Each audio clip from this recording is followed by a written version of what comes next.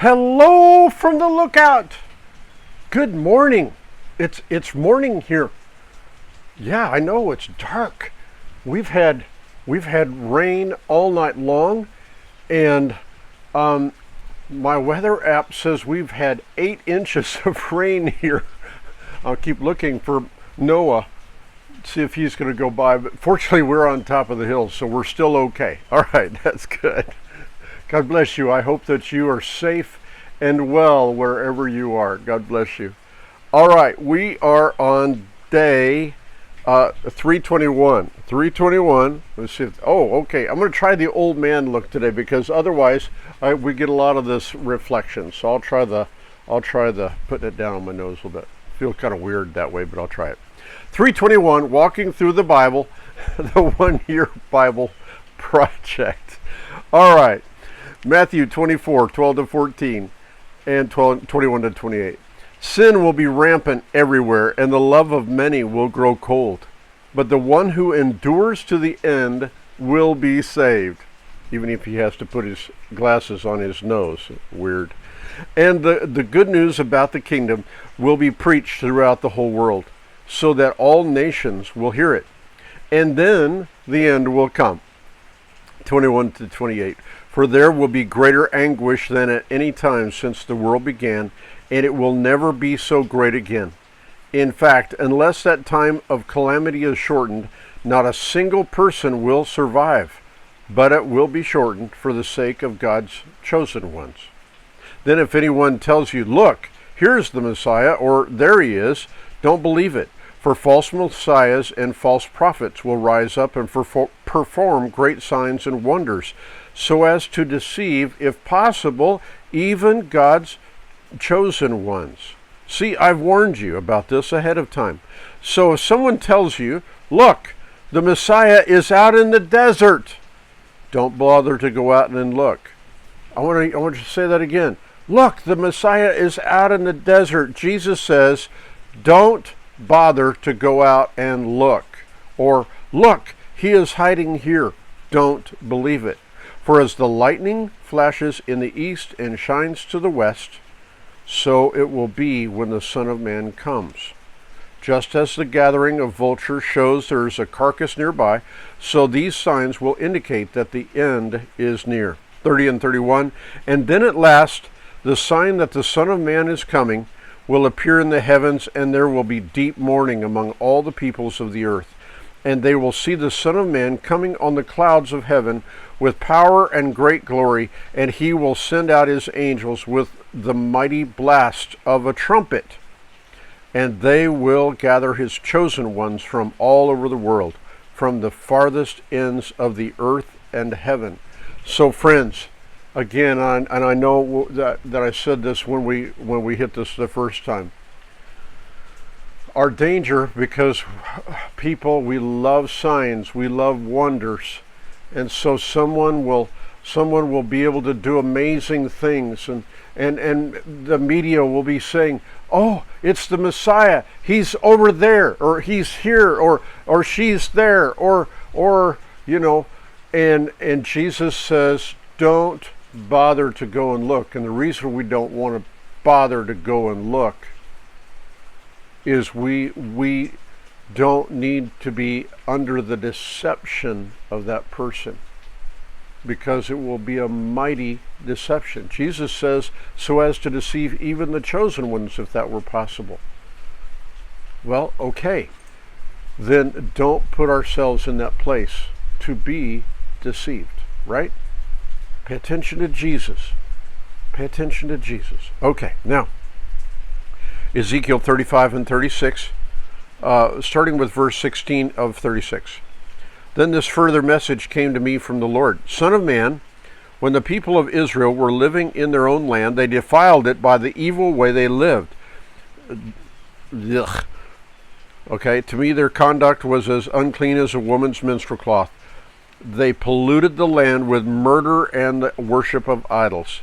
So I poured out my fury on them.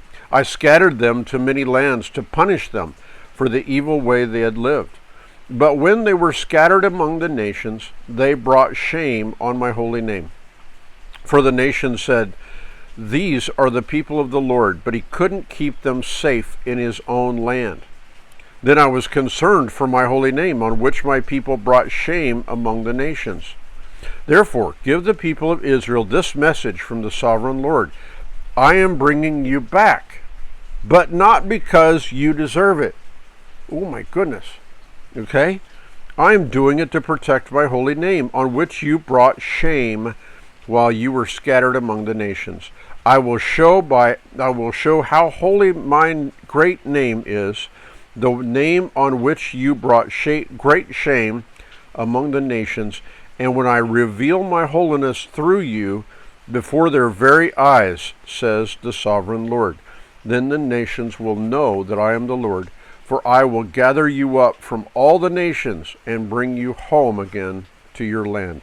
So, does God take sin and rebellion seriously? Yes. Can we bring shame on the name of the Lord by the way we live? Absolutely. There is a time and a place for people to be ashamed, the opposite of pride. Pride puffs me up.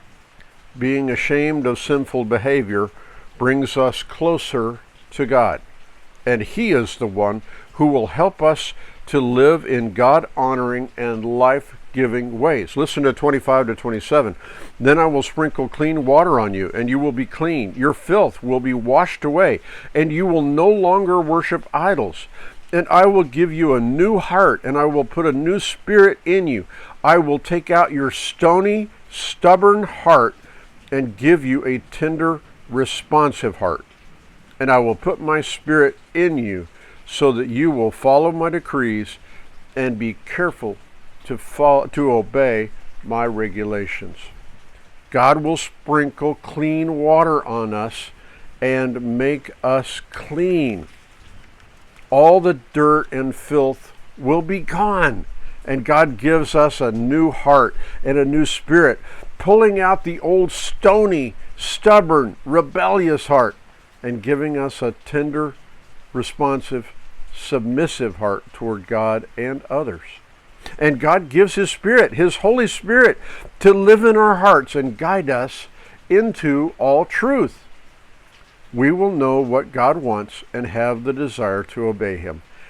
And we say, Lord, please do all you said you would do for me, for my family, for my church, for my nation, and for the world. All right.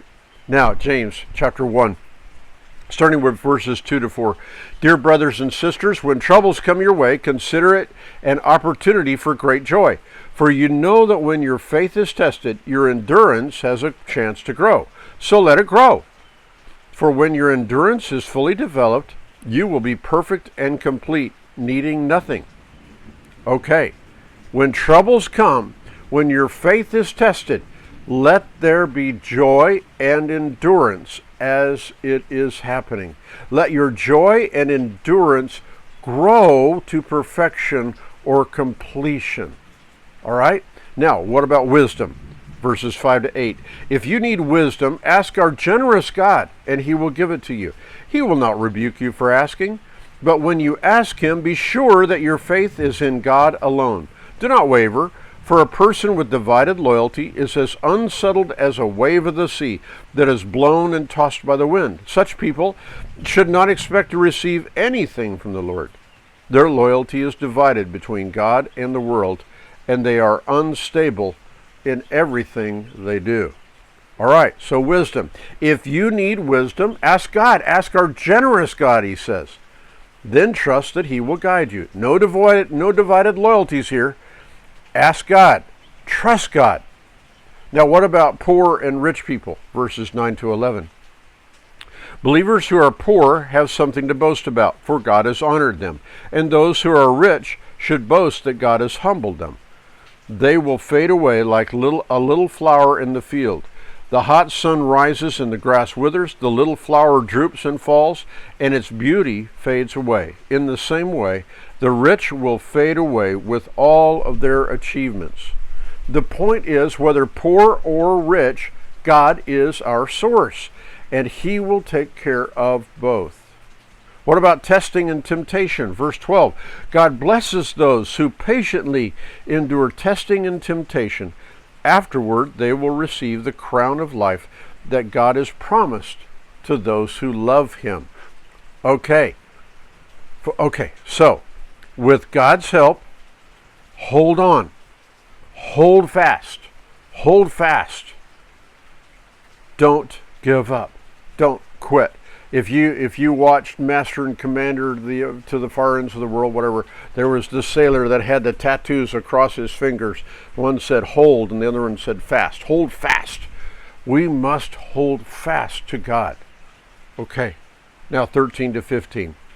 And remember, when you're being tempted, do not say, God is tempting me. God is never tempted to do wrong, and he never tempts anyone else. Temptation comes from our own desires, which entice us and drag us away. These desires give birth to sinful actions, and when sin is allowed to grow, it gives birth to death. God never tempts us. So where does it come from? Well, let's think about this for a minute. Our desires, the things that trigger us, they drag our thinking to places we don't want to go. So, James says that temptation starts in our hearts, places where we have been weak, places where we have failed, and unless we are vigilant, it'll take us there again.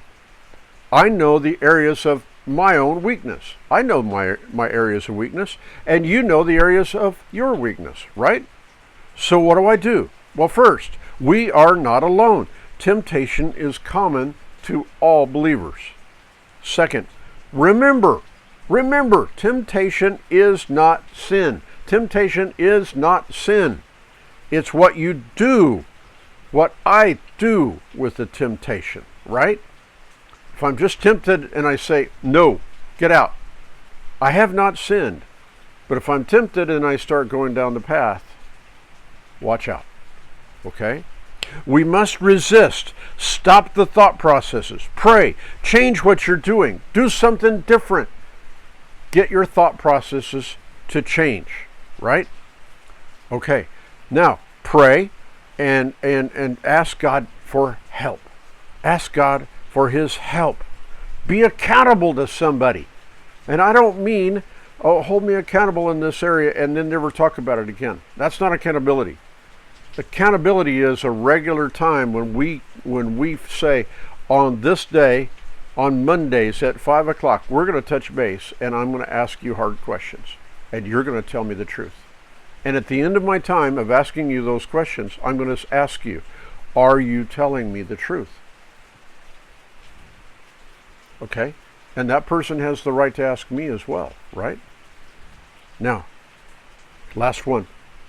If you fail 7 times, let's say you fail 7 times, you go, oh no, I can't believe it. Get up 8 times. If you fail 7, get up 8. Right? Come on. Keep going. Don't give up. Now, Proverbs 27, Proverbs 27, 23 to 27. Know the state of your flocks and put your heart into caring for your herds. For riches don't last forever, and the crown might not be passed to the next generation. After the hay is harvested and the new crop appears and the mountain grasses are gathered in, your sheep will provide wool for clothing, and your goats will provide the price of a field, and you will have enough goat's milk for yourself, your family, and your servant girls. Okay, know the state of your flocks. Do your due diligence. Do your work, right?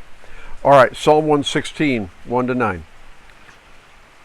I love the Lord because he hears my voice and my prayer for mercy, because he bends down to listen. I will pray as long as I have breath. Death wrapped its ropes around me. The terrors of the grave overtook me. I saw only trouble and sorrow. Then I called on the name of the Lord. Please, Lord, save me.